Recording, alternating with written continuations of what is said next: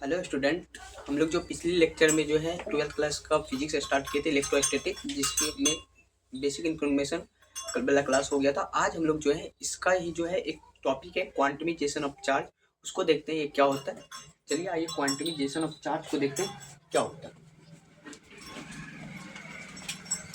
क्वांटमाइजेशन of charge को ना हम लोग हिंदी में बोलते हैं आवेश का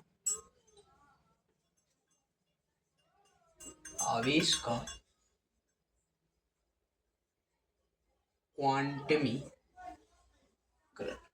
आवेश का क्वांटमीकरण अर्थात क्वांटमाइजेशन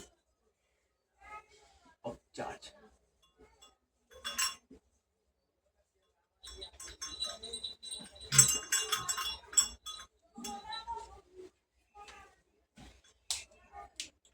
मान लेते एक बॉडी एक वस्तु है,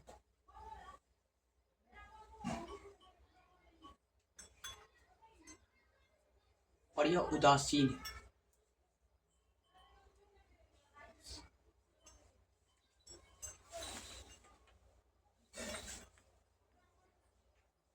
उदासीन का मतलब क्या? तो इस पे नेट चार्ज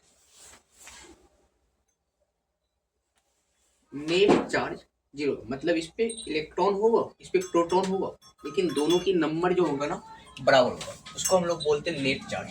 तो इस वस्तु पे नेट चार्ज जीरो।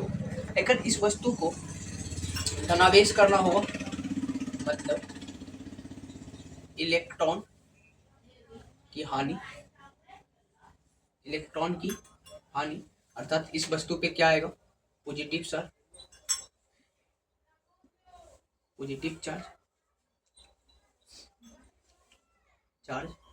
अगर इस वस्तु पे इलेक्ट्रॉन की अधिकता हुआ, इस वस्तु पे जो आएगा नेगेटिव चार्ज।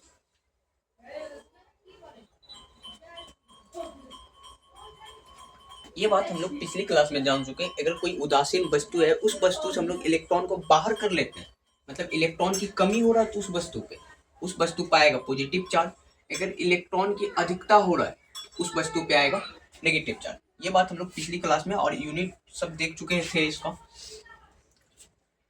यहाँ पे हम लोग को पढ़ना है क्वांटमाइजेशन ऑफ चार्ज, मतलब इस उदासीन वस्तु के पास बहुत सारा इलेक्ट्रॉन होगा और बहुत सारा प्रोटॉन होगा, लेकिन दोनों का नंबर बराबर होगा, इसीलिए तो नेट चार्ज जीरो है, मतलब कोई आवेश नहीं है, उसे उदासीन बोल रहे हैं। तो जब इलेक्ट्रॉन का किसी वस्तु पे अगर चार्ज जो होता है ना, किसी वस्तु पे चार्ज जो होता है ना, वो प्लस माइनस एन के बराबर होता है। या ये सारा बात समझाते हैं कि प्लस माइनस एन क्या होता है। सबसे पहले इसका डेफिनेशन लिख लेते हैं, क्वांटिमाइजेशन ऑफ चार्ज क्या होता है। जैसे कि कोई वस्तु को पॉजिटिव चार्ज देना है तो वहां से इलेक्ट्रॉन बाहर करना होगा, किसी वस्तु पे नेगेटिव चार्ज देना है तो उस पे इलेक्ट्रॉन देना होगा। ये बात हम लोग जान चुके हैं। तो इलेक्ट्रॉन जो होता है ना, इलेक्ट्रॉन हम लोग जो होता है ना, एक पूर्ण संख्या होता है। मैथ में पढ़े पूर्ण संख्या। ये पूर्ण संख्या क्या होता है? मतलब कि 0, 1, 2, 3 ये संख्या जो होता है, ये संख्या को हम लोग पूर्ण संख्या बोलते हैं। ठीक, तो हम लोग जो है ना आवेश जो है ना किसी वस्तु पे इलेक्ट्रॉन के गुणज के रूप में देते हैं। ये बात हम लोग को पता है। मतलब किसी वस्तु पे अगर इलेक्ट्रॉन देना है तो वो आवेश देना है तो वो इलेक्ट्रॉन के गुणज के रूप में, मतलब या तो एक इलेक्ट्रॉन निकाल के आवेश दे दिए, या तो इस पे एक इलेक्ट्रॉन को दे करके आवेश कर दिया, या 2 इलेक्ट्रॉन निकाल कर, या किसी पे 2 इलेक्ट्रॉन दे करके, ऐसे करके आवेशित कर सकते हैं वस्तु को। लेकिन ये पूर्ण गुणज के रूप में ही होता है। ऐसा आप सोचेंगे कि 0.5 को इलेक्ट्रॉन दिए, 6.5 को इलेक्ट्रॉन दिए, ये चीज पॉसिबल नहीं है। क्योंकि आपको ये बात पता है कि हम लोग जब एटम पढ़ रहे थे, मतलब परमाणु का परिभाषा बोले थे, तो वहां बोले थे किसी पदार्थ को तोड़ते तोड़ते सबसे छोटा टुकड़ा मिलता, उस टुकड़े में जो था 3 चीजें होता है, एक प्रोटॉन, एक इलेक्ट्रॉन और एक न्यूट्रॉन। तो इलेक्ट्रॉन जो होता है इधर उधर भाग सकता है, और प्रोटॉन और न्यूट्रॉन जो होता है नाभिक के बल से बंधा रहता है। तो इलेक्ट्रॉन ही बाहर निकल सकता है, और इलेक्ट्रॉन सबसे छोटा कण तो पदार्थ का परमाणु होता है, तो इलेक्ट्रॉन उसमें होता है। सोच सकते हैं आप कितना छोटा था, आप उसको टुकड़ा करके नहीं दे सकते, मतलब इलेक्ट्रॉन का और ज्यादा टुकड़ा नहीं कर सकते। इलेक्ट्रॉन एक बहुत सबसे छोटा, किसी भी पदार्थ का सबसे छोटा टुकड़ा के पार्ट में मिलता है इलेक्ट्रॉन, जिसको हम लोग परमाणु बोलते हैं, उसमें मिल रहा है इलेक्ट्रॉन। तो आप इलेक्ट्रॉन को और तोड़ना तो पॉसिबल नहीं है। तो इसीलिए किसी वस्तु पे अगर आवेश देंगे तो वो इलेक्ट्रॉन के पूर्ण गुणज के रूप में होगा, ना कि ऐसे 0.5 इलेक्ट्रॉन दे दिया, आधा को इलेक्ट्रॉन दे दिया, ऐसा पॉसिबल नहीं। इसी को हम लोग बोलते हैं क्वांटमाइजेशन ऑफ चार्ज। तो इसका डेफिनेशन लिखते हैं।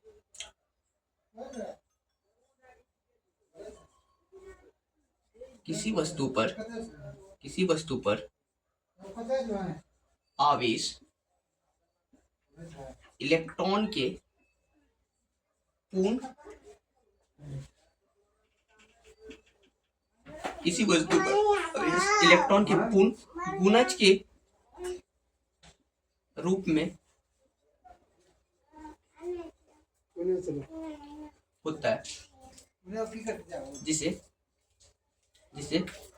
आवेश का क्वांटीकरण, या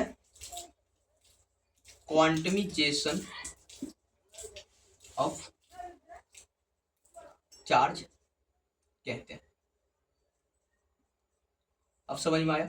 मतलब इलेक्ट्रॉन को हम लोग तोड़ के नहीं दे सकते या पूर्ण रूप में देते हैं। 1 इलेक्ट्रॉन दे सकते हैं, 0 इलेक्ट्रॉन दे सकते हैं, 1 इलेक्ट्रॉन दे सकते हैं। 0 इलेक्ट्रॉन देंगे तो इस पे आएगा चार्ज कितना, 0 चार्ज आएगा। 1 को इलेक्ट्रॉन देंगे तो 1 इलेक्ट्रॉन के बराबर चार्ज आएगा। 2 को इलेक्ट्रॉन देंगे 2 इलेक्ट्रॉन के बराबर चार्ज आएगा। ठीक, तो मतलब कहने का मतलब ये हुआ कि चार्ज का जो वैल्यू होगा ना, या तो आवेश जो होगा ना, आवेश जो होगा वो होगा स्थानांतरित इलेक्ट्रॉन, या तो क्या को कितना इलेक्ट्रॉन दिए हैं,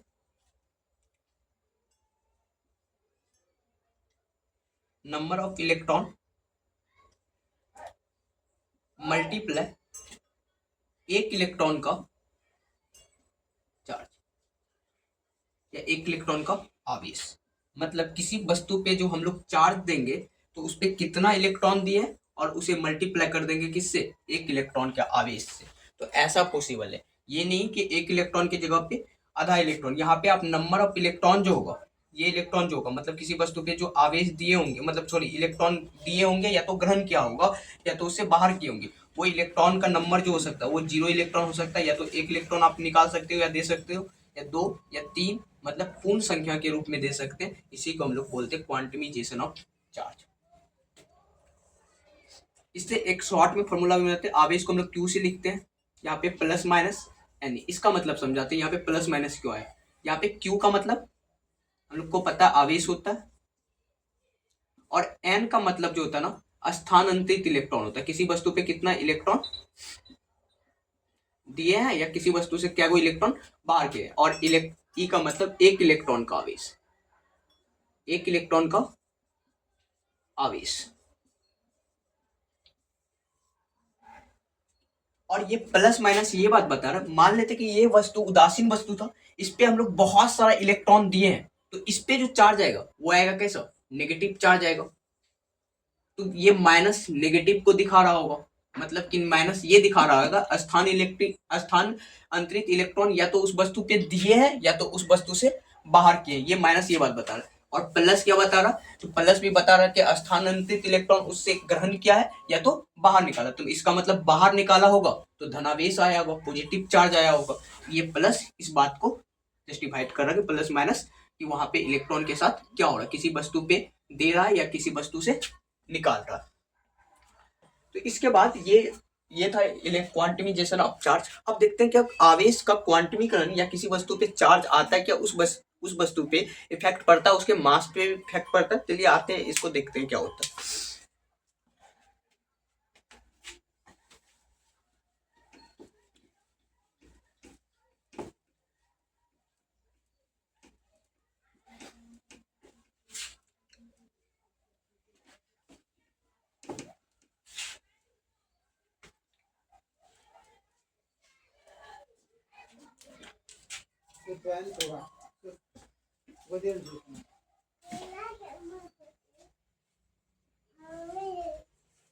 चेंज इन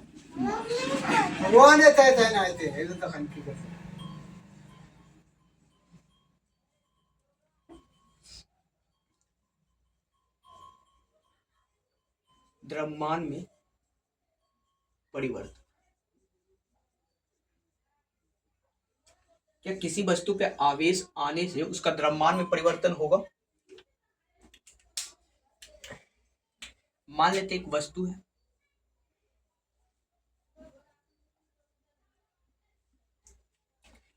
ये उदासीन वस्तु है और इसका इस टाइम जो मास है ना वो m है। इस वस्तु पे बहुत सारा इलेक्ट्रॉन दिया गया, बहुत सारा इलेक्ट्रॉन का ग्रहण किया गया, तो इस पे जो चार्ज आएगा वो आएगा नेगेटिव चार्ज।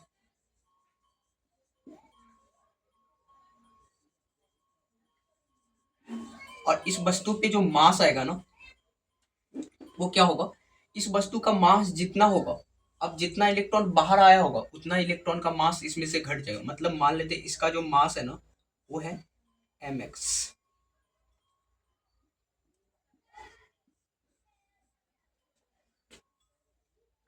इस वस्तु पे अगर इलेक्ट्रॉन का त्याग हुआ है, इलेक्ट्रॉन को बाहर किया, अगर इलेक्ट्रॉन को बाहर किया तो इस पे जो आएगा ना वो आएगा पॉजिटिव चार्ज। Positive charge.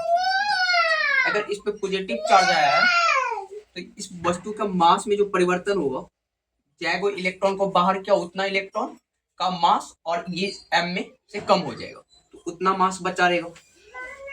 यहाँ पे बात किया जाए कौन ज्यादा होगा, नेगेटिव वाला वस्तु, जब इस पे नेगेटिव चार्ज आ जाएगा इस वस्तु पे तब ज्यादा होगा, या इस वस्तु पे उतना ही इलेक्ट्रॉन का पॉजिटिव चार्ज होगा तब ज्यादा होगा। तो यहाँ पे क्या होगा, सबसे ज्यादा कौन होगा, ये होगा, क्योंकि इस पे इलेक्ट्रॉन आया है तो तब नेगेटिव चार्ज बना है। मतलब एम एक्स का मास जो बना वो ज्यादा होगा, इससे ये उदासीन वस्तु जब था उससे भी ज्यादा होगा, और उससे कम किसका हो जाएगा, ये सॉरी यहाँ एम वाई लिख देते हैं, तो एम वाई से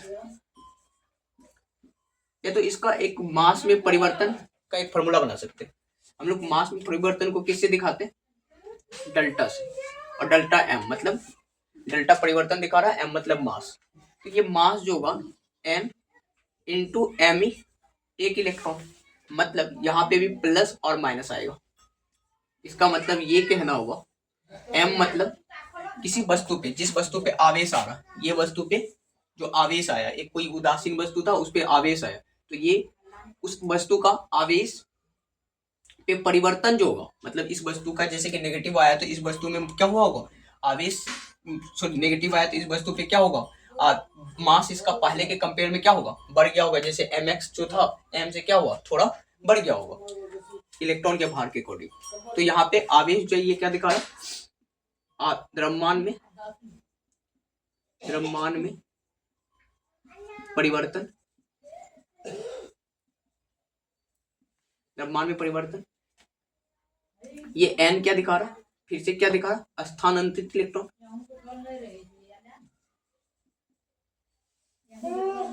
स्थानांतरित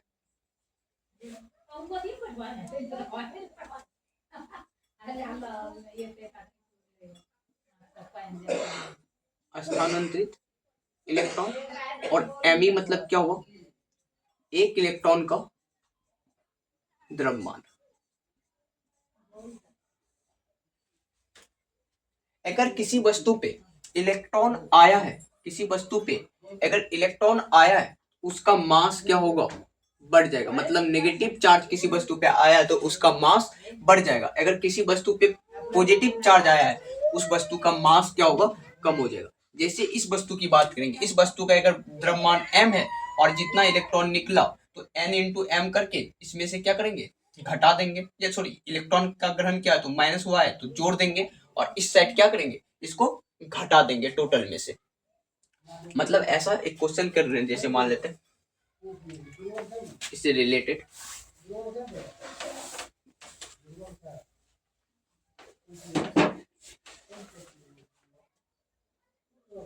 एक वस्तु पर एक कूलम आवेश देना है, आवेश देना है, एक वस्तु पर 1 कूलम आवेश देना है, उस वस्तु का उस वस्तु उस वस्तु उस वस्तु से कितना इलेक्ट्रॉन बाहर किया जाएगा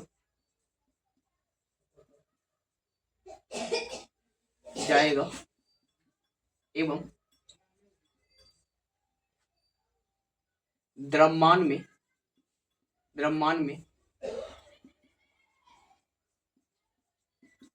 परिवर्तन कितना होगा।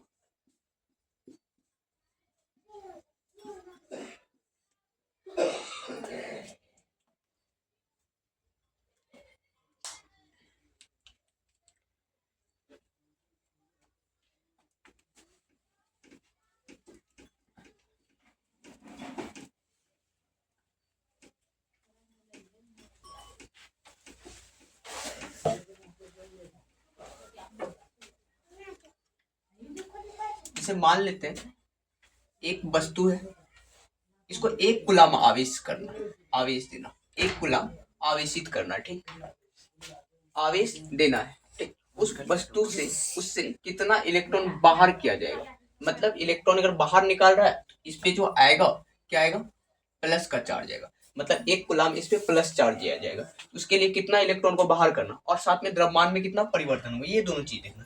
इसका सॉल्यूशन हम लोग कैसे कर सकते हैं, सबसे पहले फार्मूला तो लगाना है, Q इक्वल होता है प्लस माइनस एन ई। यहाँ पे कौन सा लगेगा, तो प्लस वाला लगेगा। क्यों, क्योंकि यहाँ से क्या हो रहा है, इलेक्ट्रॉन का बाहर कर रहे थे, इस पे चार्ज जो आएगा प्लस वाला चार्ज दिया, 1 कूलम साथ में n इंटू 1 इलेक्ट्रॉन का चार्ज कितना होता है, 1.6 गुना 10 की पावर माइनस 19 कूलम, ठीक। यहाँ से क्या आएगा, 1 अपॉन का 1.6 इंटू का 10 की पावर 19 इंटू का n, और ये n का वैल्यू हम लोग पिछला लेक्चर में शायद निकाल चुके हैं, क्योंकि 1 कूलम में कितना इलेक्ट्रॉन होता था, हाँ शायद निकाल दिया। तो चलिए फिर से इसको सॉल्व कर लेते हैं।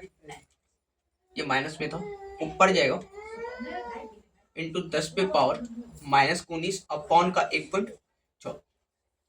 यहाँ से क्या होगा, यहाँ से मान लेते, सॉरी ये माइनस वाला तो ऊपर अगर गया तो क्या हो जाएगा, प्लस हो जाएगा। यहाँ से एक जीरो ले लेते हैं, 10 हो गया, यहाँ से एक पॉइंट उड़ा देते, 100 हो गया, 10 पे पावर बचा 18 अपॉन का 16, ये कटेगा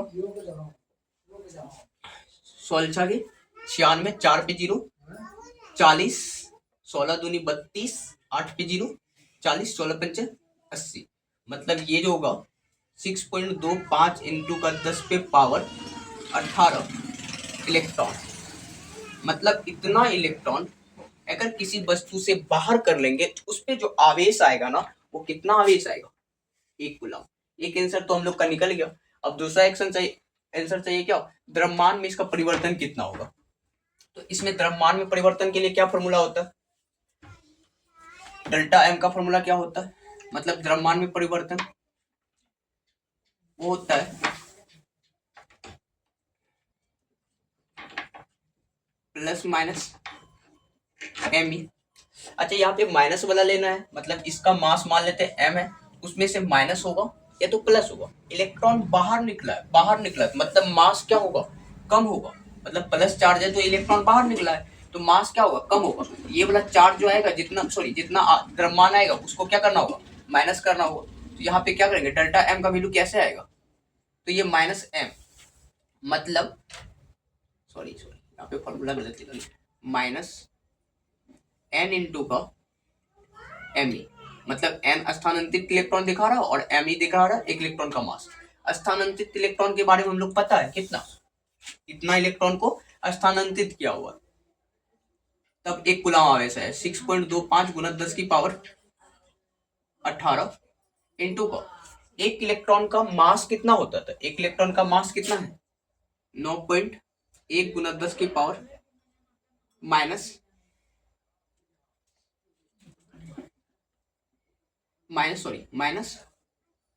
27 केजी। ये होता है क्या, एक इलेक्ट्रॉन का मास कितना होता है 9.1 गुना 10 की power minus 31 KG, sorry 27 KG, ठीक।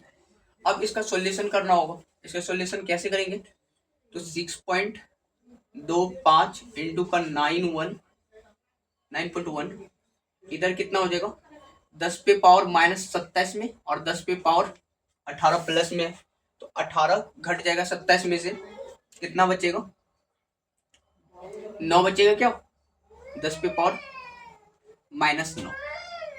तो ये दोनों का मल्टीप्लाई करना होगा,